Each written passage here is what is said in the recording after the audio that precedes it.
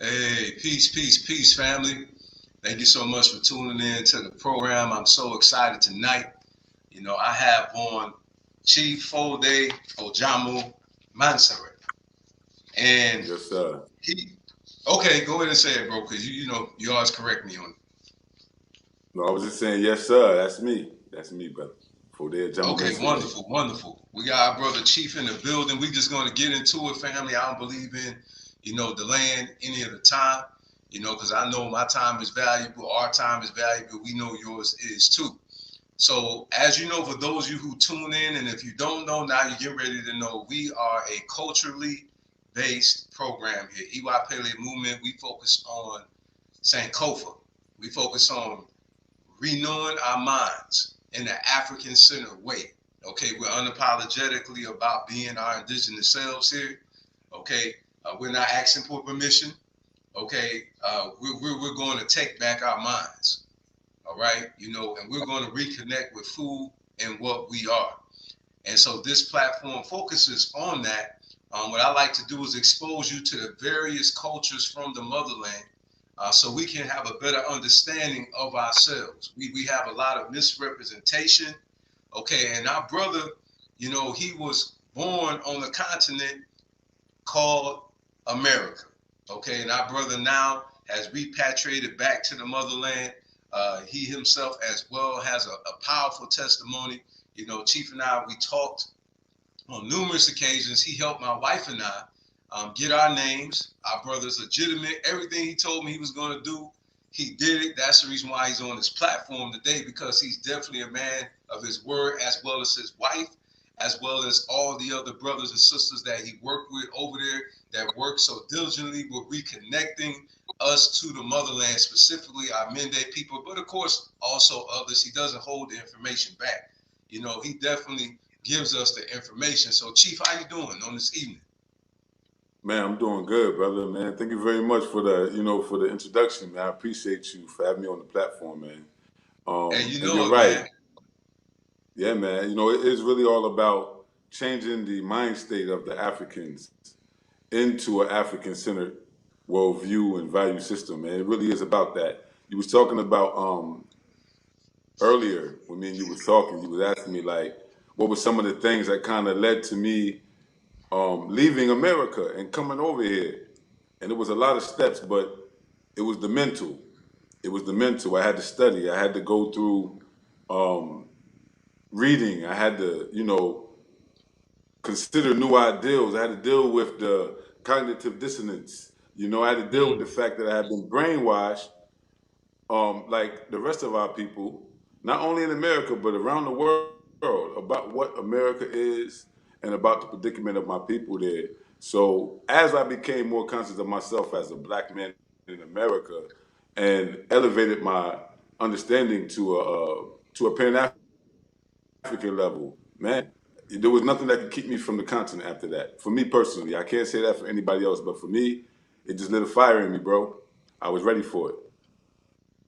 You got a very powerful story, man. Please tell us how you got to the point where you are today, Chief, because, as you and I had discussed, we have similar backgrounds. So please tell us about your journey and how you got to the point where you at in point B today. Tell us about point A. All right. Well, point A. Point A. I am from Pennsylvania. I was born in the city of Chester, but I was raised in the city of York, Pennsylvania, which is in the south central parts near Harrisburg, Pennsylvania, the state capital. So I'm a PA brother from the East Coast. But I grew up in a family that had migrated from South Carolina in 1972, whereas I was born in 1979. So my whole household, my whole family unit was at that time born and raised in the South, and everything that I first encountered growing up was Southern, even though I was raised in Pennsylvania. Um, my family never disconnected from the South.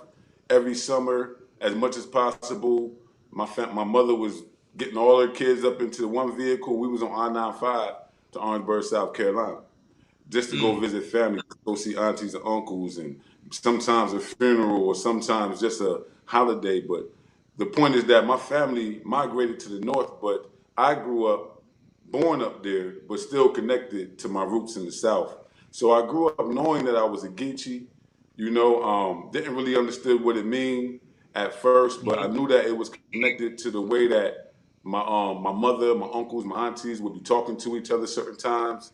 I knew it was related to, the foods that we was eating.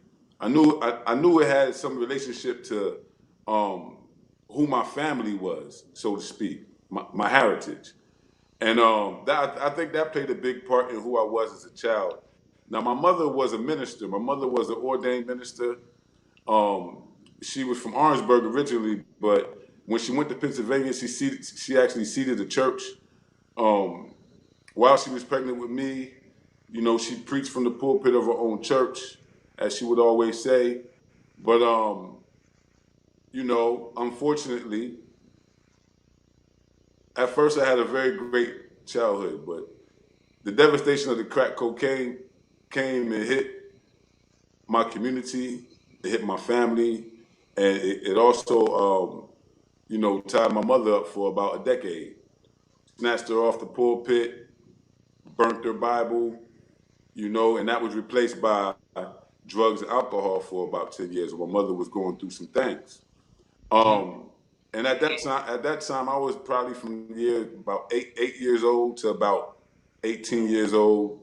So during that period of my life, there was no supervision. There was no dominant male figure in the house. I kind of ran around doing what I want, like you see a lot of knuckleheads do now today, and of course, every generation, without guidance. So, I got into little juvenile problems, things like that growing up. And eventually, I had got in trouble one time. I was 19. Got in trouble. My mother came to me. She was like, "Boy, you need to do something with your life." And by this time, she had already redeemed herself. My mother was off of drugs, off of alcohol. She had become a community volunteer. She was helping other people get off of drugs, opened her house up to help people, was doing aggressive street ministry, and just, redeeming herself from her own backsliding. And in that process, I had the opportunity to witness my mother go through that. And of course, I wanted to do it too because I felt like in the process of her addiction and me growing up, my hands had got dirty too, and I wanted to get clean. So she was like, "Listen, there's a community organization. You can go there and volunteer. They give you a stipend. You can stay out of trouble." So she had already did it. It was an organization in York, Pennsylvania called South George Street Community Partnership. And the staff had been trained by AmeriCorps, and it was their job to train local volunteer organizers so that we would be implementing on behalf of the organization. We did things like community cleanups. We would paint over walls where gang graffiti was at. We would clean areas that was on the way to that kids had to walk on the way to school. Things like that. We would voluntarily assess what's needed in the community and then use the resources that was available at the organization to go out in the community and just try to make a change. And they would give us a little stipend. We didn't have to worry about working and then volunteering. It was enough for that. And then they offered us some educational benefits and things like that if we would finish the whole program. Well, for me, I did it for 6 months, opened my eyes up. I realized how much just caring a little bit and volunteering some time could actually change some things. And it became a passion of mine. Over the years, that passion of volunteering leads you into conflict with the way that things are because you cannot change a society or a condition that you do not understand and study very well. So just being actively involved, like at the urging of my mother and getting some training and some experience, led me into political education because now I had to understand the system that I was attempting to change, to transform. And through that, I got introduced to, more political history of the Black American experience. After that, I was able to broaden my horizon a little bit more and understand how the same struggle was happening in the Caribbeans and South America and Central America and Europe in Africa. And, just I started with self and community and kind of grew out in my studies. And eventually I knew that it's one thing to have Pan-African ideals and agree, and then it's another thing to be actively involved. So I sought Absolutely. organizations to join. I joined the organization that was connected to people around the world, actually. And with my organizational skills that I already had and my political education, I was able to play a leadership role. So I served as the Northeast Agitprop Director. I was responsible for taking out political education to the communities from Toronto to Washington, D.C. And this is from 2006 to 2008, 2009. Every month we organize different political party schools. People can come and learn basic things about their rights, how they can, approach certain concerns that they had. We will offer that. Sometimes we would protest, like we protested against the stop and frisk policy in New York as well as Philadelphia. And so I was activist. I got more actively involved because I had the political education to go along with the organizational training. And so it made me valuable to the organization.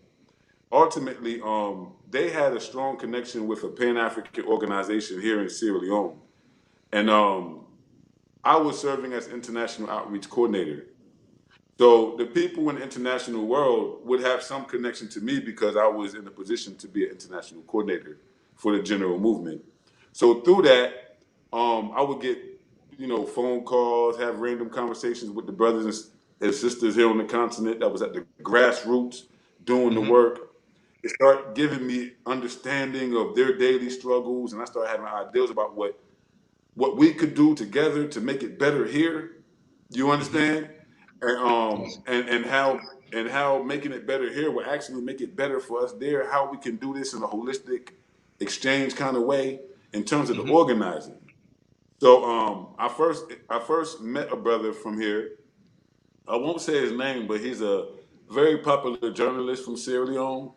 Um, and I met him in Philadelphia. He was actually on tour from the organization that I was a member of. And I met him.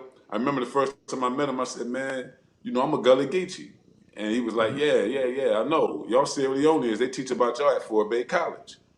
And for those who don't know, Foday College is the first Western institution established in sub-Saharan Africa. It's the oldest in Freetown. So he actually attended that Wow. school, and in that school, he learned about the Gullah Geechee connection to Sierra Leone. And this was 2007, brother, summer, around this time. And I was blown away. I was like, wow. But more particularly, I was blown away by the fact that here is a brother my age who is a radical journalist in Sierra Leone, who had lived through the Civil War, who had been on the side of democracy and peace, and who was now seeking to organize masses of Pan-Africanists across Sierra Leone and West Africa into a movement that would be in solidarity with what we had going on in the diaspora. So I was just swept away that the movement had met that point. There's a point where you're studying, but you're not actually involved. But when you get involved, you actually see how things really are, and it's not exactly the way you thought it was when you were studying. So when I got involved, man, it just got more real to me. I remember the brothers would sometimes need resources. Sometimes they would be doing a program. They would need like a boat motor to help a fishing village, or maybe a radio transmitter to start a little community radio program, or maybe some health benefits. And this is the kind of organization that I was a part of as a member. But because that's the kind of things that the people here was doing, I was drawn very heavily to Sierra Leone as a Pan-Africanist that realized that maybe not all, but some of us will have to go home and pave the way and lay it down and make sure that the relationships are being built for future generations because, I've committed over 23 years of my life voluntarily to the cause that I believe is ours as a whole. Now, Yeah. am I that's pretty much what it is. So in 2009, I resigned from the organization that I actually met the Sierra Leonean brothers and sisters through. But in 2010, they also resigned from that organization. So in 2011, An organization that I started in 2009, the Black Star Action Network International. Um, we formed an alliance with the organization here in Sierra Leone directly after we both resigned from the previous organization. Mhm. And in that relationship, it was political campaign season, and this organization here actually was running 12 people for the ballot. Two of them was running for parliament, including the brother that I had met in Philadelphia in 2007.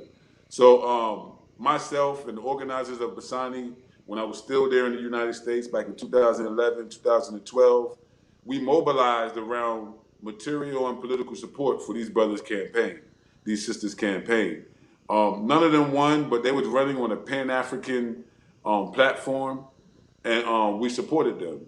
And the support even went to a national tour where we brought the chairman of the organization over to America, toured them to DC, Philadelphia, Chicago, Oakland, San Francisco, Houston, Dallas, just to make sure that the African American community knew what was happening in Sierra Leone, that it was something Pan-African going on and that our attention was being called to it. So they failed, they lost the elections, but in 2013, soon after they lost the elections, I was invited here. And I had already knew these brothers for 6 years, sisters for 6 years, already had been doing the work. And I always tell people that I felt like as if, like if you're seeking to shoot something with a gun, but it's too far away, you're not going to squeeze the trigger because you're not sure of the shot. And my own ideal of organizing and what I thought could be a boost in the Pan-Africanist movement today, um, it was similar. It was very, very similar to that. You know what I'm saying? Very, very similar to that, man. I just felt compelled and I honored the invite. I came here in 2013 and I have been here since. So that's what led up to it. I have a history of political activism, community organizing at the national and international level before I ever left the United States of America.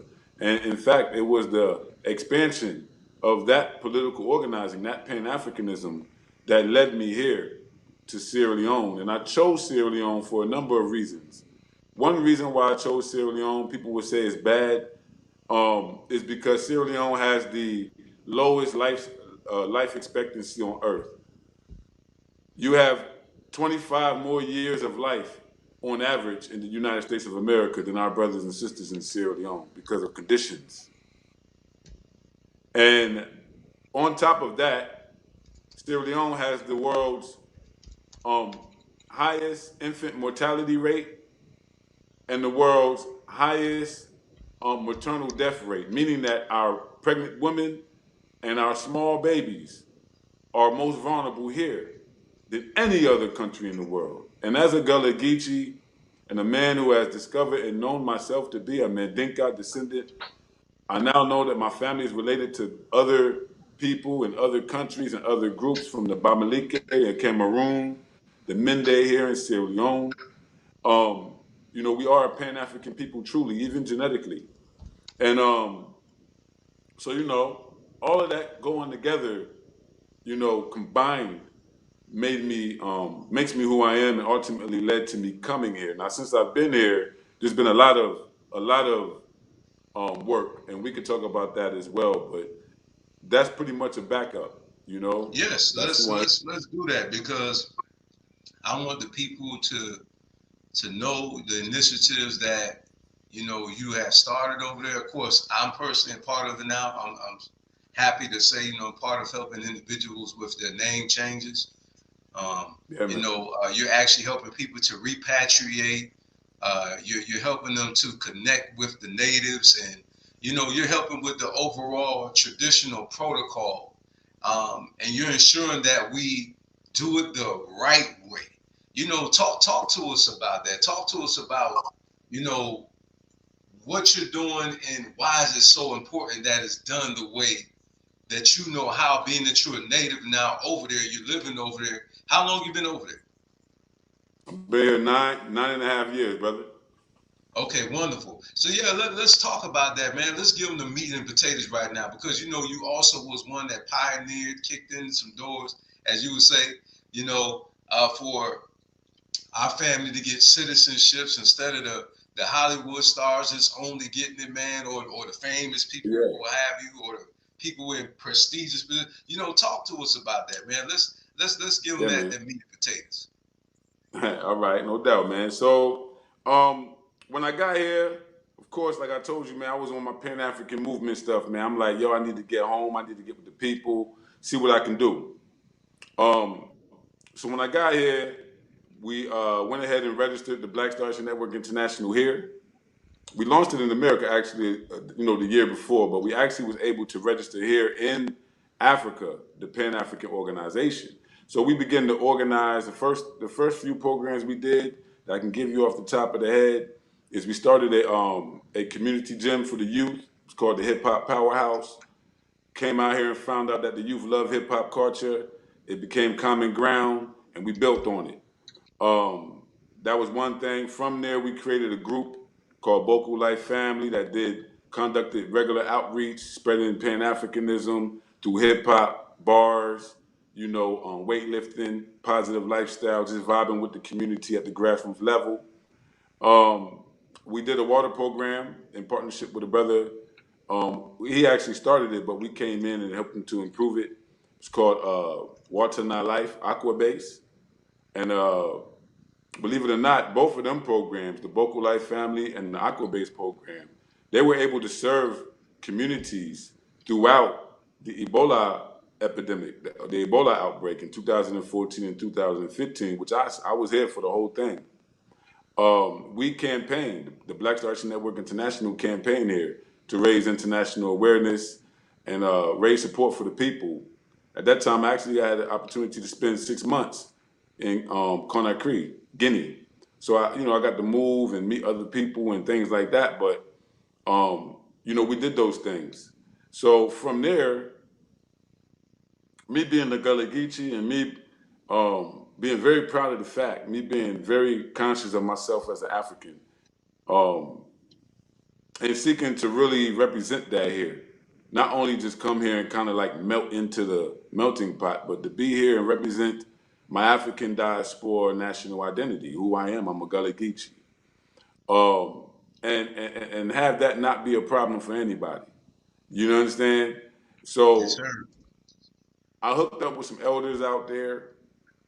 Rest in peace to Baba Harold Hillary, um, Baba Ajamu, Ogun, what's his name?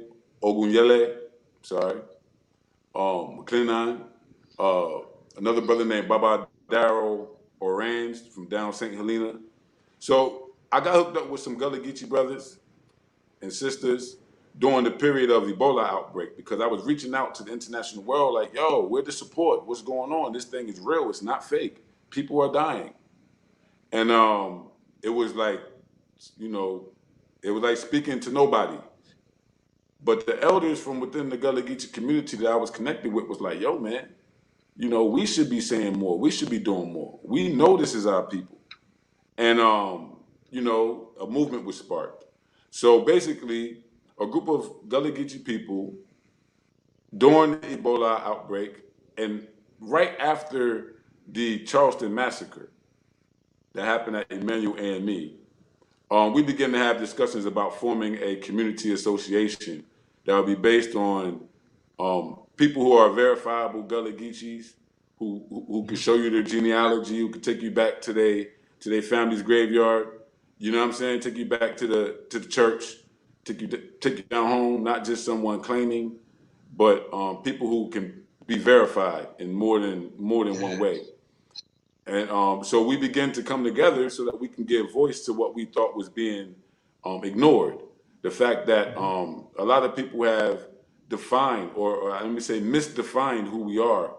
Right now, you have an effort by the federal government seeking to make Gullah Geechees basically into a group of people who only live within a particular territory, a particular landmass, and that's just not true. When you look at history, you realize that there were two great migrations of people from that southeast coastline to the west and then also to the north. And to the west, it was the internal slave trade, where the westward expansion was happening, and the Europeans was moving from the Carolinas and Georgia over into Mississippi and Alabama with the same Africans, breaking up families. And so you had an internal slave trade that was happening as well, that went from east to west in the South. And then from 1910 to about 1970, you had what they call the two great migrations. 6 million Africans leaving the South from all throughout the South for the cities of the North and the West, and making today's modern urban population.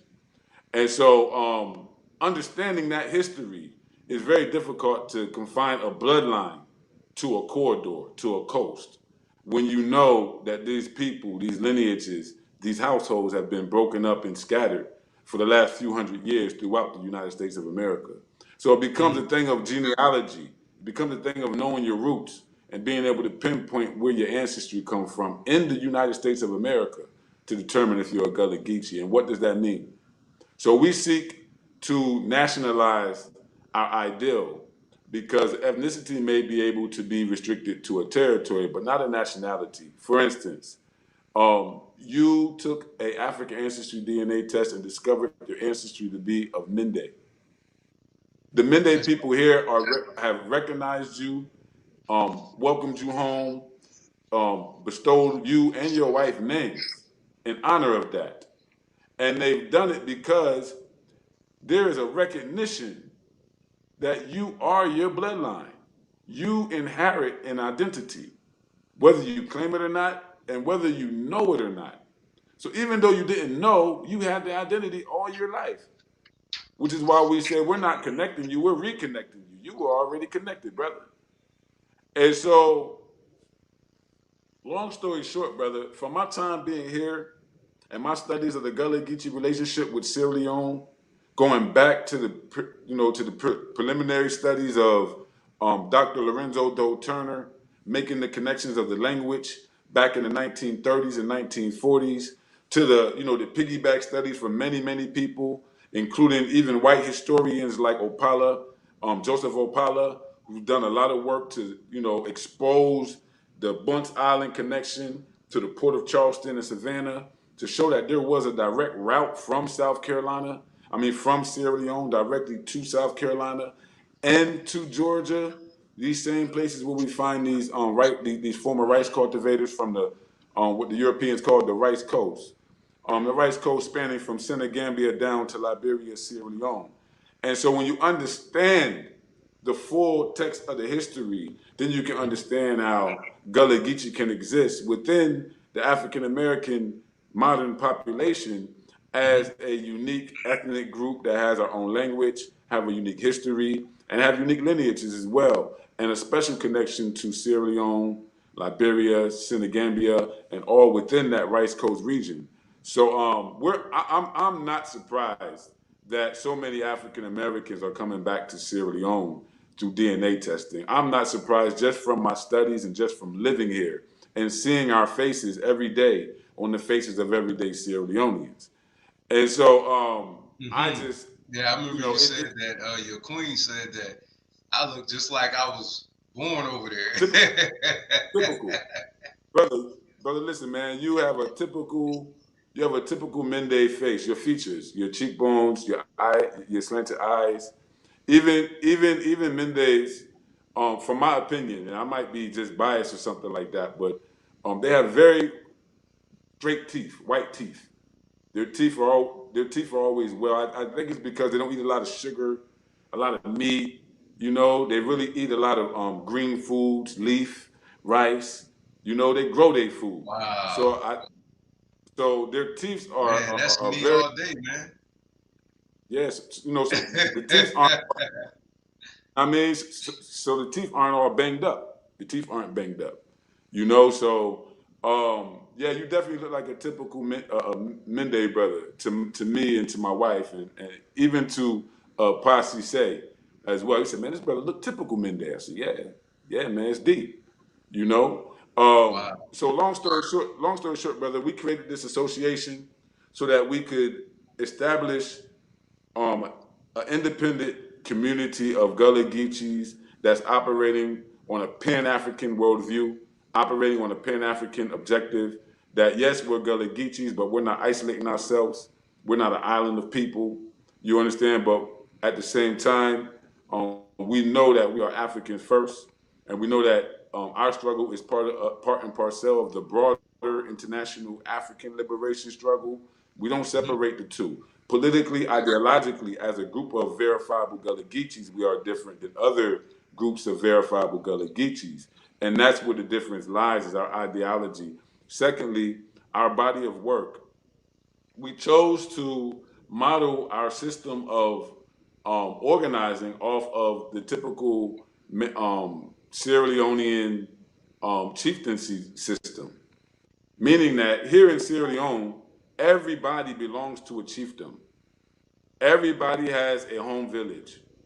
Everybody has a lineage or a clan that they belong to. You understand?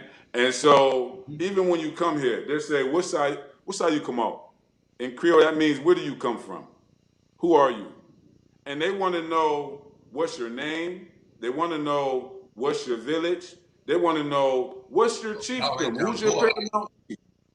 You see? So they want to know these things. And the reason is because from your name, from your chiefdom, they can place you within the country. They know where you belong.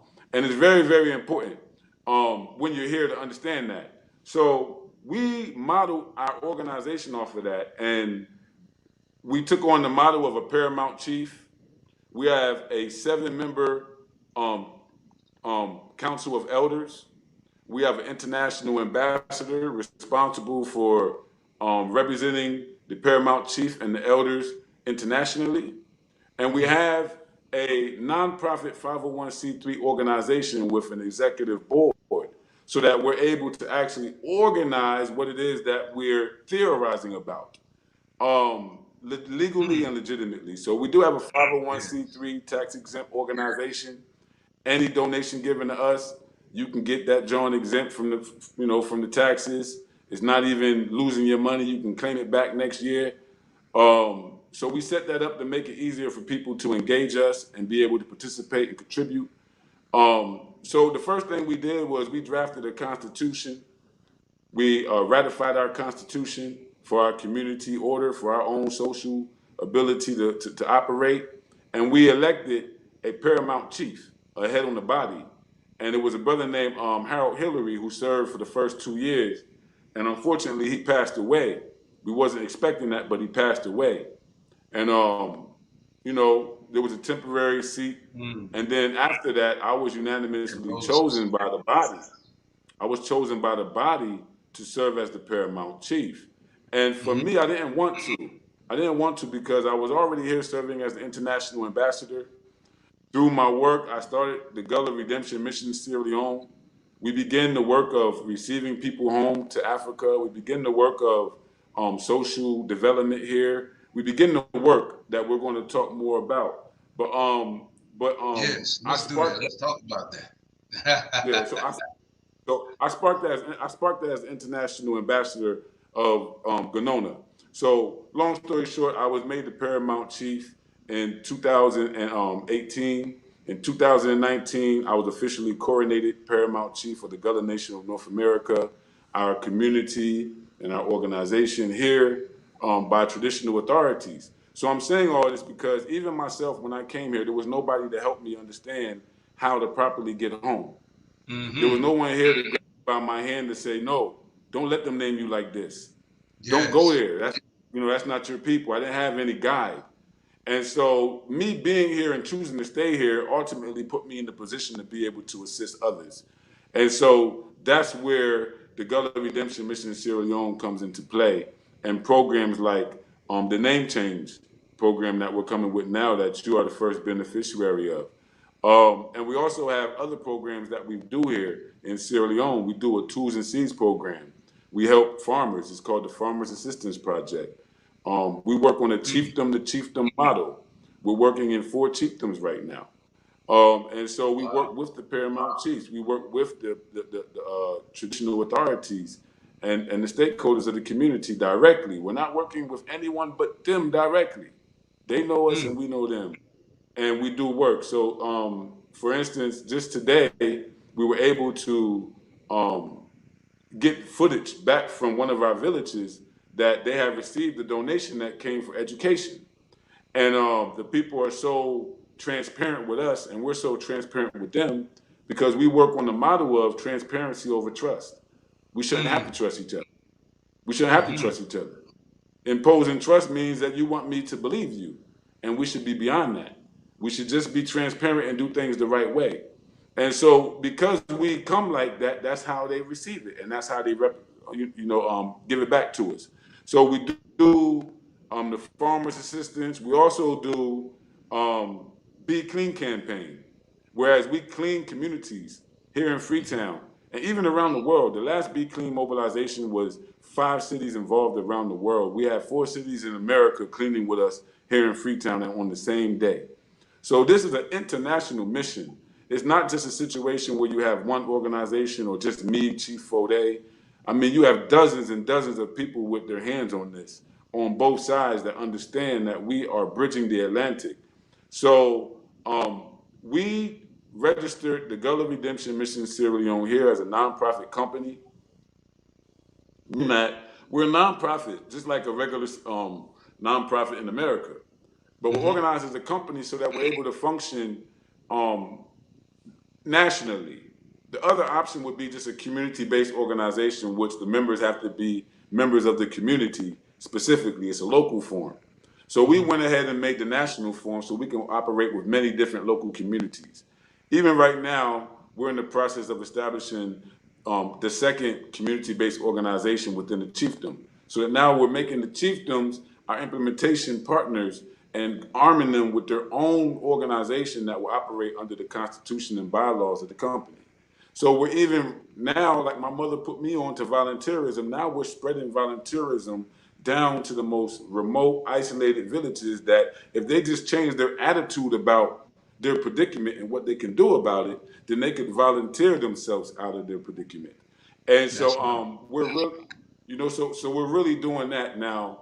To close it up in terms of the name, it is very important to make sure that when you come here, you are connected with real people. And when I say real people, of course, all people are real.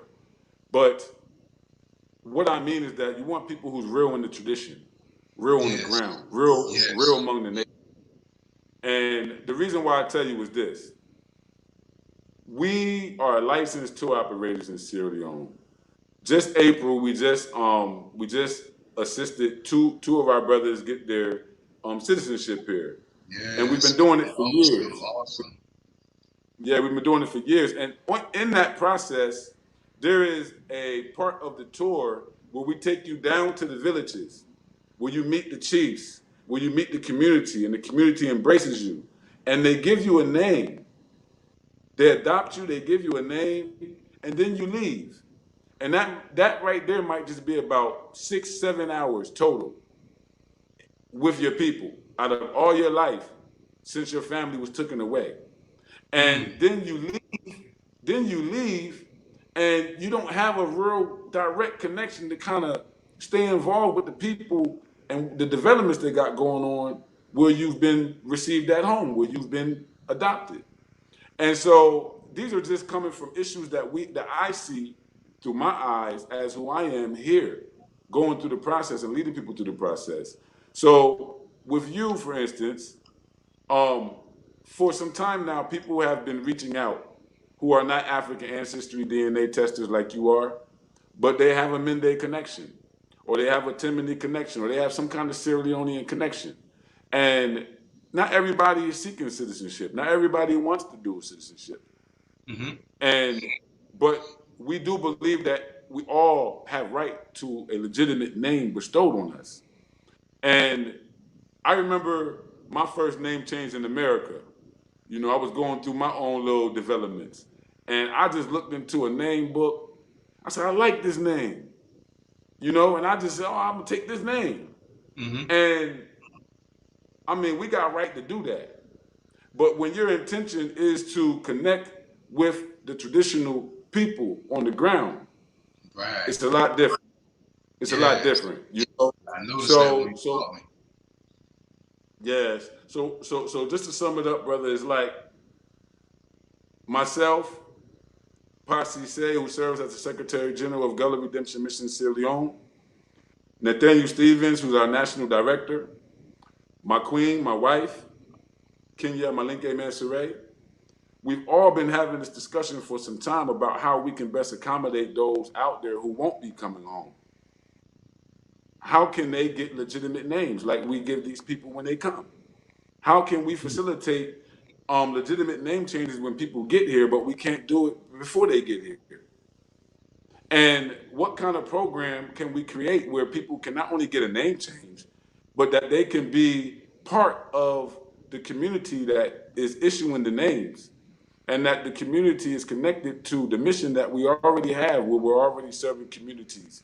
We already have a 3-point program: health, education, and food inside the village where where you're going to be connected to.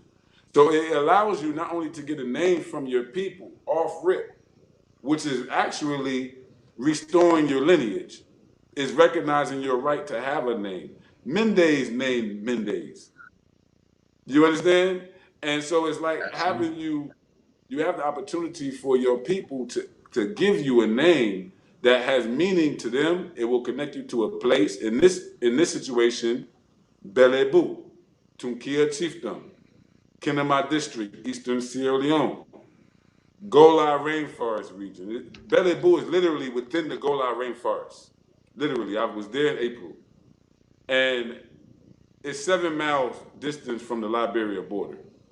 There's people there who live 100% Wow. according to traditional life.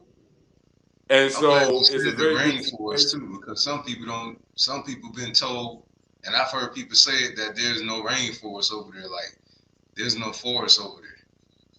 Well, all you have to do is just Google Gola Rainforest, Gola. And in fact, Gola, the name Gola, is the name that inspired the name Gullah in America. See, Hmm. Gola is a rainforest, so it means that it is a natural, um, it's a natural, what you say, feature.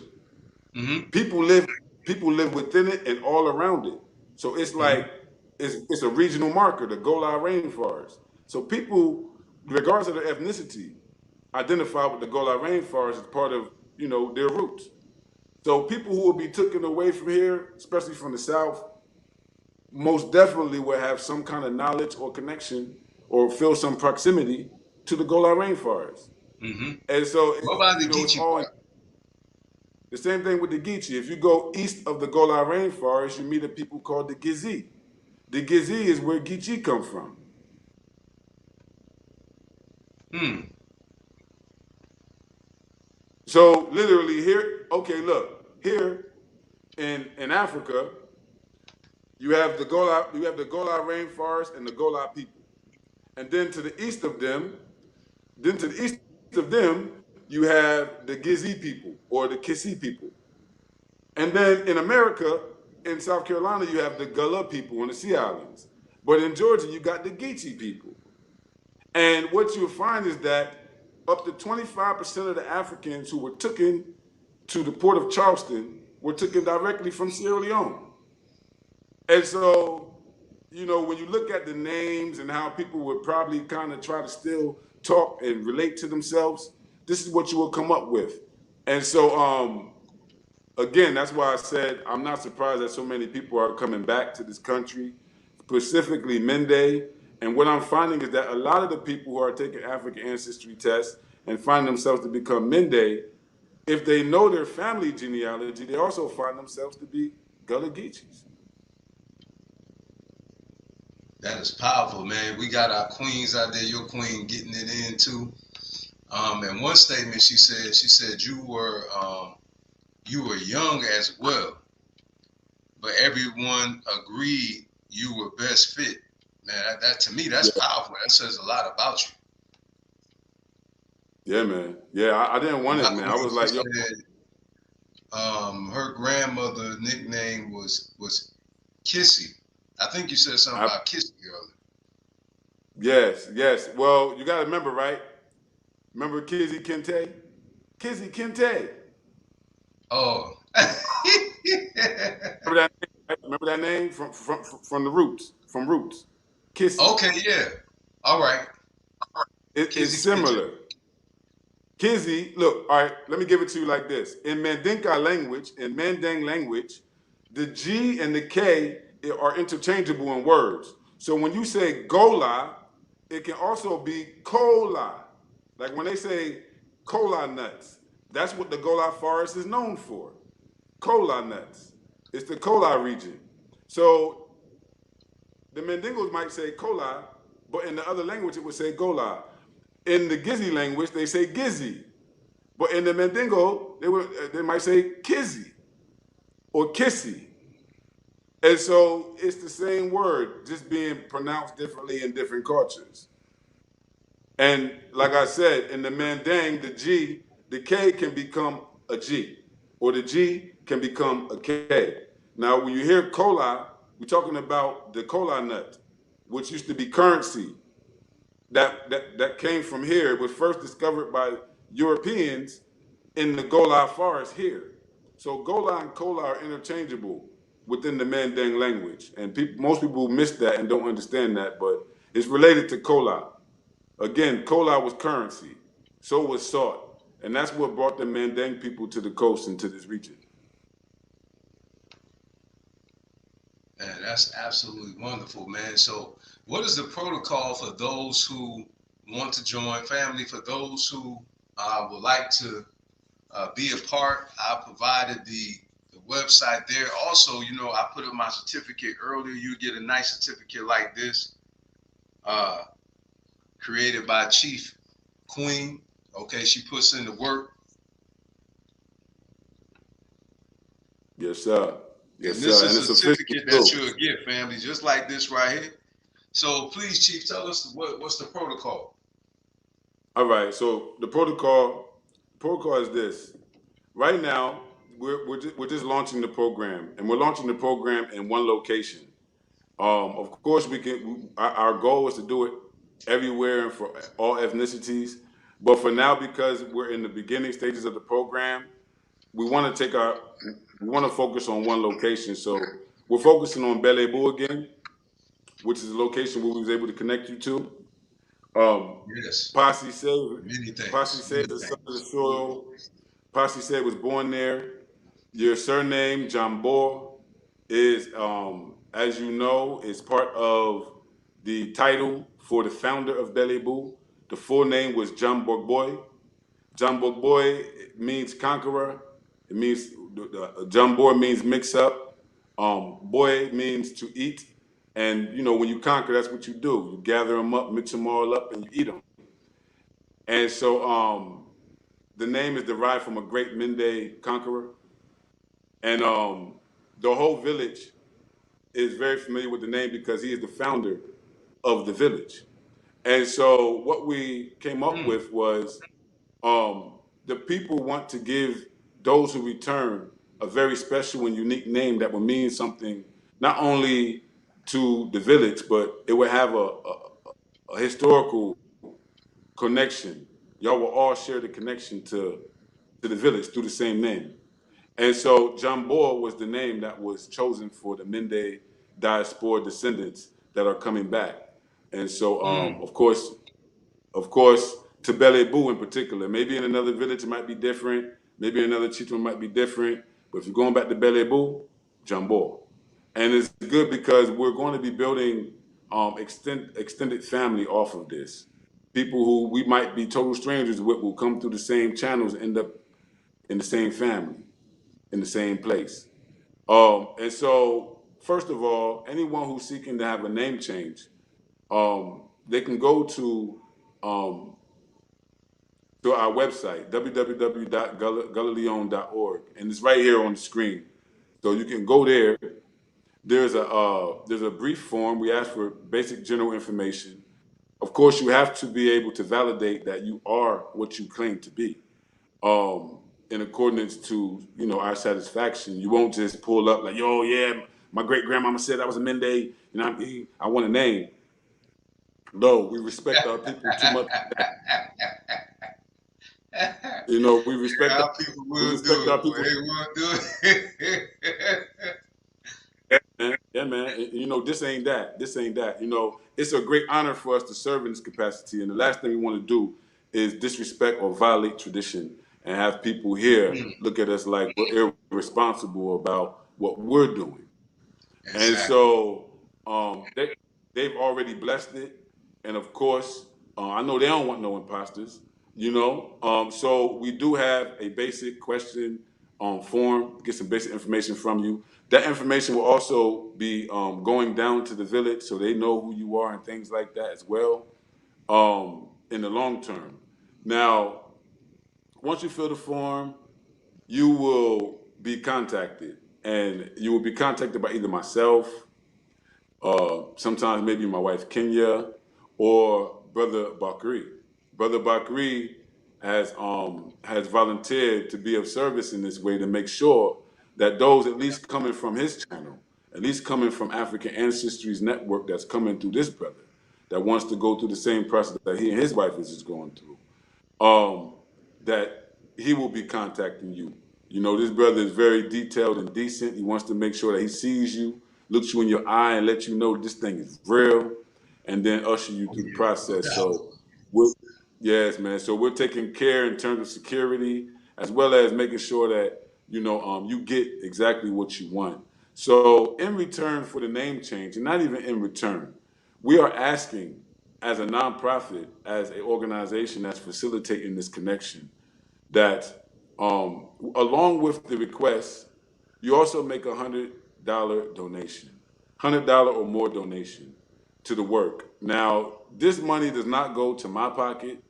This money does not go to Brother Bakrie's pocket. We are not going to touch. This is not our money. This is your money. But your money will go towards the development of the Gullah Redemption Mission in this country so that we can continue to serve the diaspora and the home base at the same time.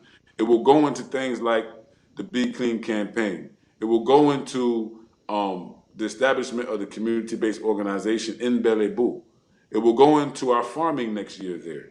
So just know that the donation is not necessarily a payment. We are not selling names.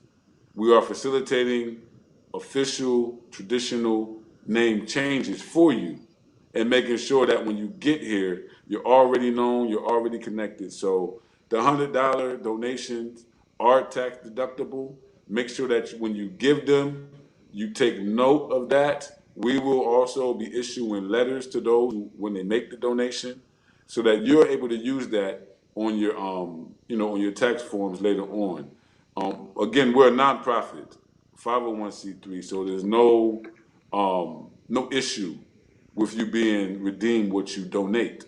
So it's not a payment. It's actually a donation to the cause and appreciation for the people allowing you and welcoming you home. So I know how people think, bro. We see money and we think, oh man, what's this? What's that? Especially when it comes to Africa. But Oh yeah, no yeah, that's doubt. what it is. And this is something I'm very passionate about, my brother, man. You said something earlier that I didn't really get to touch on, but um, yeah, myself, my wife, others, man. You know, there's times where I talk about me and my wife's role, but I don't talk about the roles of other people. And there really was other people who played vital roles in making sure that the citizenship was available, at least to African ancestry people. Um, there were people who came on their own trips, paid their own way here, and did their own advocacy and pushed their own way. But the reality is that after Isaiah Washington, the brother from Grey's Anatomy who got the first citizenship, he was given it by the president directly, and there was no process. If you ask him what was his process, I guarantee it's not the process that everyone's going through now. He had no Hmm. process. He was awarded it based on recognition, so that later on a process would come. And so, being here and being involved and welcoming people here already, um, brothers and sisters from the diaspora begin to come seeking their citizenship. And before that, me and my wife went to the Monuments and Relics Commission, which is the same entity that you have to go to right now to process your citizenship. Um, We went there. We had a conversation with the chairperson, with some of the interns on two different occasions. We actually introduced the first African ancestry DNA tester that came at least since Isaiah Washington, seeking answers as well. And we literally said, is this only for Hollywood or is this for all of us? Is this for everyone who can meet the same requirements that he met? And they was like, well, there's no process. What we want y'all to do is to go get a petition. Go get petitions signed. And we went back and got our petitions. And through the years from 2016 up until 2019, there were continuous independent trips being made by African ancestry customers themselves, coming back, going to the villages themselves, getting their own name and ceremonies themselves. There was no licensed tour operators like there is now. And so through the years, there's been a more government involved in the process, and more prices involved, more cost involved than just, coming over and hooking up. But I think that it makes it safer for us coming, and it makes it safer for the people that we're coming to have more structure and have government more involved. So I'm very satisfied with the process as it is. I think that on the other hand, that this needs to be broadened beyond just African ancestry DNA testers. I really applaud African ancestry customers and the company for taking the initiative and pushing with full steam to secure an MOU partnership with the government and make sure that y'all get decent treatment coming home. So we're a part and parcel of that group of people who first went to have the conversations and have been accepting brothers and sisters home and guiding them to their homecomings and naming ceremonies, even before the government even recognized that they wanted to put a process in place. So we literally came here and made it happen. And I can't say nothing but that the government and certain key players within the Ministry of Culture and Tourism know that it was a long time coming and that many, many people put their hands there and put their words there to make it happen. But we definitely claim our own contribution. Gullah Geechee people, through the Gullah Nation of North America, represented by myself, my wife, and our brothers and sisters and family members abroad, we played a vital role in ensuring that people from African ancestry DNA testing had the platform, that they knew where to go, that they were able to achieve this citizenship. Now, I believe, again, it needs to be broadened. It needs to be broadened. There's other people. Right now, I have a blood relative, my elder cousin. He took a ancestry DNA test, which is not African ancestry, but it connects you with exact living relatives. And so what happened is that he got an exact living relative who happened to take the test when she moved to Washington, D.C. in 2015 from Sierra Leone. We discovered a cousin named Fatia Moijoy. She happens to also be native of Kinema. And according to her and her family tradition, because we've been able to link up with her and her mother, we know now that they actually were Mandinka people who migrated to Kinema and assimilated into the Mende ethnic group over time. And that is exactly what our family has always told us, that we were Mandinka by tradition, by word of mouth passed down. And this is an elder cousin, but he should be here soon. He just received his name. He received his name directly from the family that he blood connected with. Why? Because ancestry DNA allowed him to connect with a direct blood cousin in Sierra Leone who happened to be a Mende that connected him to a place, to a culture, and was able to bestow him a name. People coming back with African ancestry don't have that advantage. So we're trying to make sure that at least those coming back for citizenship get their names, those not coming back for citizenship or have a pathway to acquire their names, and that we broaden this identity because at the end of the day, we are Africans. We, as the Gullah Nation of North America and the Gullah Leone Union, we recognize that it's going to take all of us, and that we start in one place, but we end up where we want to be at the end of the day. And so, if I could say anything, that's what I could say, my brother. Everybody is welcome. I would say just please come correct, because we are safeguarding. We are making sure that you meet the standards. Make sure that you know that you connect specifically to Mende people for now. For now. And we prefer that you do not, that when you come to Sierra Leone, if you plan to come to Sierra Leone to get your citizenship, that you choose Gullah. And you can go check out Gullah at www.gullah, that's GULLAHDUGU.com. Me and my wife run a consultancy company. We help with relocation. We help with investment management. We do project implementation. And I'll tell you, man, there's a wave of repatriation coming Sierra Leone's way. When I got here, I couldn't identify a single African American who had chose Sierra Leone to be their home. Over the years, I found that there were people who had come before me and was living here for some time and went back, but nobody had come to permanently stay. And so I found myself basically the only person out here at one point that I knew of. But now I can name families that's on their way by the end of this year that came through Gullah, that paid the consultancy, that did the visits, that we was able to secure for them employment here.